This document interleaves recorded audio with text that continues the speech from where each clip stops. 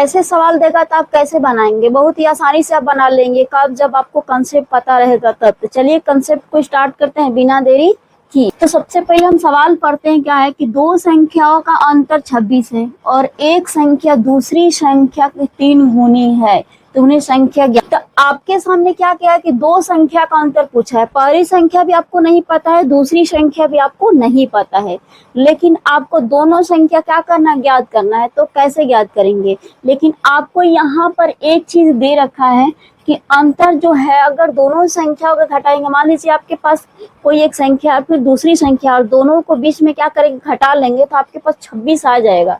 ठीक है, यानी कि दोनों संख्या के बीच का जो डिफरेंस है ना, वो 26 हो। उसके बाद कह रहा है कि एक संख्या जो है वो दूसरी संख्या की 3 गुनी है। इसका मतलब समझ रहे हैं, एक 4 रुपया है तो दूसरी 4 3 12, 3 गुना होगा। और एक 15 है तो दूसरा कितना होगा, 15 का 3 गुना होगा, 15 तिया 45 होगा। अगर एक 6 है तो 6 का 3 गुना होगा, 6 तिया 18। इतना कंसेप्ट आपको दे दिया है। तो इसी के सहारे इस सवाल को हम क्या करेंगे, सोल्व करेंगे। तो चलिए स्टार्ट करते हैं सवाल को।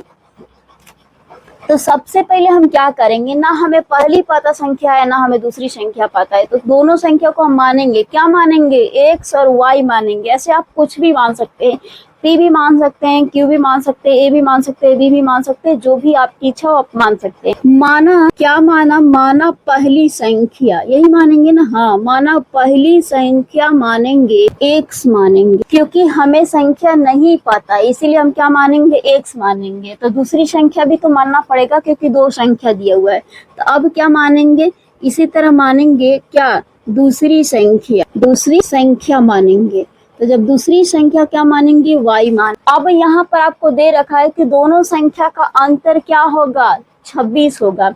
तो इसका मतलब x में से y घटा दीजिए, तो आपका घटाने के बाद जो डिफरेंस आ रहा है 26 आ रहा है। यहाँ पर लिख लेंगे प्रश्न अनुसार। क्यों लिख लेंगे, क्योंकि हम प्रश्न के अनुसार हम बना रहे हैं। अब यहाँ पर होगा दोनों संख्या का अंतर, तो अब लिखिए x माइनस में y या बराबर में 26 लिखिए। क्यों x माइनस वाई बराबर 26 लिखे, क्योंकि दोनों का अंतर 26 है। और अंतर का मतलब क्या होता है बबुआ, अंतर का मतलब होता है माइनस, अंतर का ही मतलब होता है घटाव।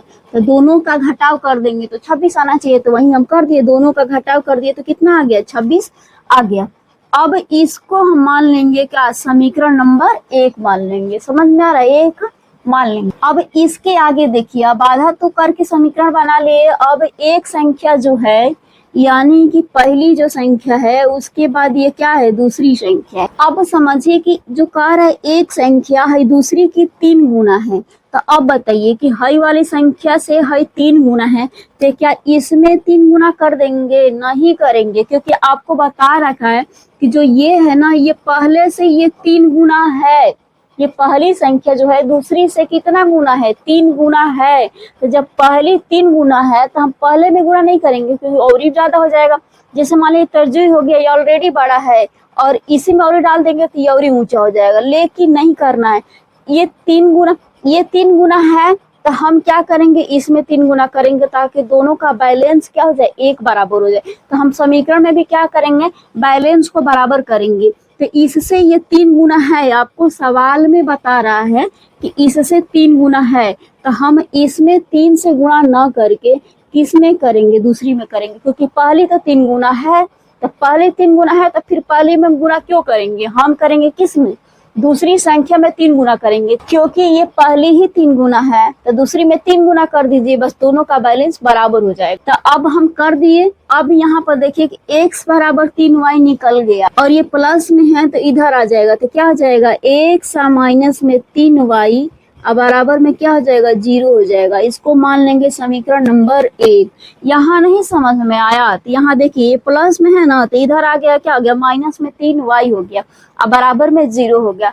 अब आपको क्या करना है, करना क्या है, आपको प्रतिस्थापन विधि से इसको आप हल कीजिए या विलोपन विधि से हल कीजिए, क्योंकि इसमें तो नाम तो नहीं रखा ना, क्या प्रतिस्थापन से हल कीजिए या विलोपन से हल, लेकिन प्रतिस्थापन का ही ये चैप्टर है तो हम हल करेंगे प्रतिस्थापन से ही, क्योंकि आपको प्रतिस्थापन का कंसेप्ट बिल्कुल क्लियर हो जाए, एक भी डाउट आपके पास न रहे।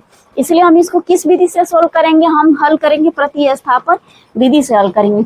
तो हमारे सामने समीकरण नंबर 1 भी आ गया और समीकरण नंबर 2 भी आ गया। तो इससे क्या करेंगे, समीकरण नंबर 3 बना लेंगे। तो x बराबर में ये माइनस है तो इधर आ जाएगा 3y हो जाएगा, और इसको हम मान लेंगे समीकरण नंबर 3 मान लेंगे। देखिए यही आगे x बराबर 3y। अब देखिए यही वाला मान आ गया x बराबर 3y। अब इसको समीकरण नंबर 3 मानेंगे। तो जब 2 से 3 बनाए, इस बात का हमेशा रखना है कि जब 2 से 3 हम बनाए तो हम ले जाके 1 में रखेंगे, 2 में गलती से भी नहीं रखना है, ठीक है।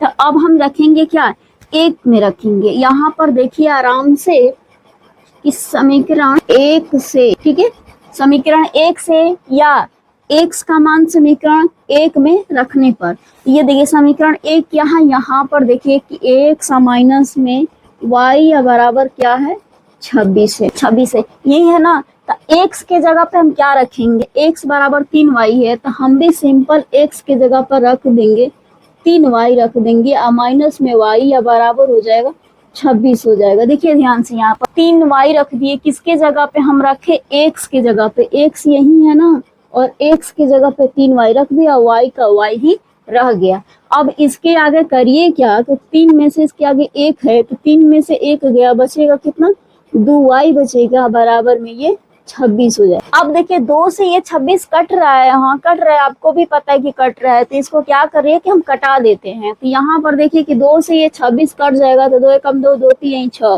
तो y बराबर कितना हो जाएगा, ये हो जाएगा 13।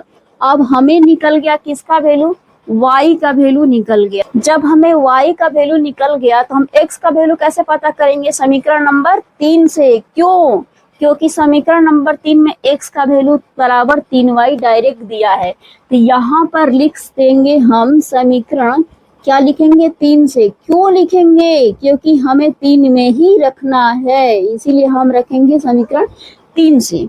तो देखिए यहाँ पर आ जाइए, यहाँ पर कि x बराबर 3y, यहाँ समीकरण 3 माना गया, तो लिखिए कि x बराबर में 3y, ठीक है। अब हम y के जगह पे y का वैल्यू रख देंगे और गुणा कर देंगे, आराम से निकल के आ जाएगा आपका सही आंसर। तो x बराबर हो जाएगा 3 गुणे y का वैल्यू कितना, y का वैल्यू है 13। अब 13 में 3 से गुणा कर दीजिए तो कितना आ जाएगा, आ जाएगा 39 आ जाएगा, यही ना, 13 तिया 39। अब x का भी वैल्यू निकल गया और y का भी वैल्यू निकल गया, और x क्या था, पहली संख्या, और y क्या था, दूसरी संख्या। तो लिखिए आराम से। अब यहाँ पर एक चीज आपको कॉमन हम बता रहे हैं कि देखिए यही पूछ रहा था ना कि दोनों संख्या का अंतर 26 होगा, तो क्या घटाइए कि 39 में से 13 घटेगा, 26 आ रहा है। देखिए यहाँ पर 39 में से क्या घटाना है, 13, या घटाइए तो देखिए क्या आ रहा है, 26 आ रहा है। एकदम बिल्कुल सवाल आपका सही, आपने खुद ही चेक कर लिया कि हमारा सवाल भी सही है, हम बनाए, गलती नहीं बनाए। अब हम यहाँ पर लिखेंगे कि पहली संख्या, क्या लिख लेंगे, आराम से लिख लीजिए कि पहली संख्या, यही माना गया था ना, माना पहली संख्या। तो लिखिए पहली संख्या बराबर में क्या आया है, x है, और ये x वैल्यू है 39, तो लिखिए 39। उसके बाद दूसरी संख्या ना, तो लिखिए दूसरी संख्या बराबर, दूसरी संख्या कितना है, कितना आया है, कितना y है, और y का वैल्यू कितना आया हुआ है, यहाँ पर आ जाइए 13 आया हुआ है, तो यहाँ पर लिख दीजिए 13, और ये क्या हो गया, आंसर हो गया। तो ये था 3.3 के क्वेश्चन नंबर दूसरा का पहला क्वेश्चन था। अगर आपको ये कंसेप्ट समझ में आया मैथ का तो लाइक, सब्सक्राइब और शेयर जरूर करिएगा। तो चलिए मिलते हैं अगले वीडियो में, तब तक के लिए राधे राधे।